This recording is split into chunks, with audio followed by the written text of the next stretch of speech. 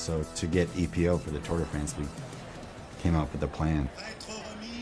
Well, after last year's sensational Tour de France, who knows what we can expect this time around. The departure of the man everybody is talking about, Richard Virenque. Did you hear that cheer, Paul? The plan had Moto Man involved. Moto Man was a French, he used to be a gardener slash handyman for Lance Armstrong. He loved to ride motorcycles. Back to Abraham Olano. I think probably the #1 favorite now. He would follow the race, always stay within probably a half-hour drive from our hotel. The best finisher of a year ago, Bobby Julich. He's based everything on this month, the Tour de France. He wants to be the American winner. But the man doing great times out on the course, Phil, is Lance Armstrong. He hasn't been here for a couple of years because of his illness, but he's back now. Moto Man would basically just wait for a phone call.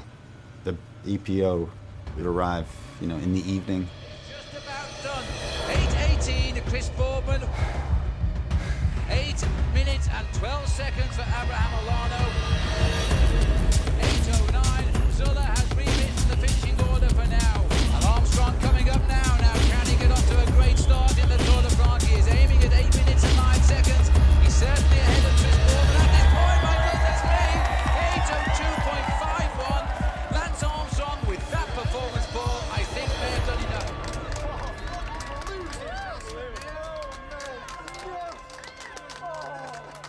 Well, that's an incredible start to the Tour de France. The team doctor, Garcia Del Moro, he knew about it. Frankie Andreu, his 8th Tour de France, the captain of the team. Johan Bernal knew about it. Team manager, I don't think he could have believed that before the start of this tour.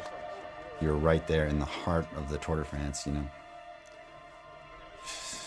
Thousands and thousands of people around the team camper. All the way from Indianapolis. No time, sorry. I remember just trying to get rid of it as quickly as possible. And you quickly just stuck it in, got rid of it. And then it was quickly hidden away, typically in like a Coke can. It was nerve-wracking. But yet, at the time, it was kind of exciting too, because you were being such a deviant. Sestriere, the first big mountain day. Destination Sestriere, 213 kilometers the distance. We had a job to set up Lance to keep him as fresh as possible till that final climb. The US Postal, where the pacemaking up the climb was done by Frankie Andreu. We had to set the tempo to be able to keep things together, and then riding on the front like a drag race, as hard as we could, to the bottom of the climb, turn, and then start riding as hard as I could, like a field sprint. When I was watching the tour on TV, I saw Frankie climbing, leading the pack up a mountain in Sestriere. He doesn't specialize in sprinting. He doesn't specialize in mountain climbing. He just specializes being the worker bee.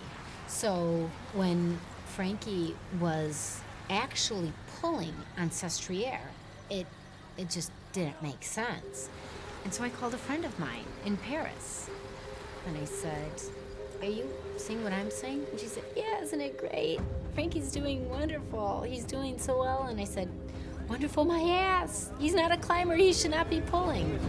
Oh, it's an attack there by Armstrong. L'attaque d'Armstrong. Attaque d'Armstrong, ça c'est fort. Look at the acceleration of this as he chases down those motorbikes. 5.5 hours he's been pedaling today, marking everything, never looking distressed, and now he's going to try and tear this race apart. That was an unbelievable attack. He took a lot of risk to go up through the inside there. There was hardly any room at all. Armstrong is so comfortable. He jumped across that gap. That gap was up to 30 seconds. We're watching the Sestriere stage, and it was shocking. It was like, oh my God, these dropping riders, dropping climbers. This man has managed to come back from the face of death, and now he's One of the mechanics was right next to me, and he said, "Il est sur la joue." And Armstrong is ripping the legs off this climber right now. "Il est sur la joue." Like, he's on the juice. And I'm like, what? He said he's on the juice. He is just going faster and faster and faster, and he is going to win this. I said, how do you know? He said, look at his eyes, his breathing. There's no suffering. It's almost like whatever they're doing, they got so much oxygen, it's like they're not feeling the pain.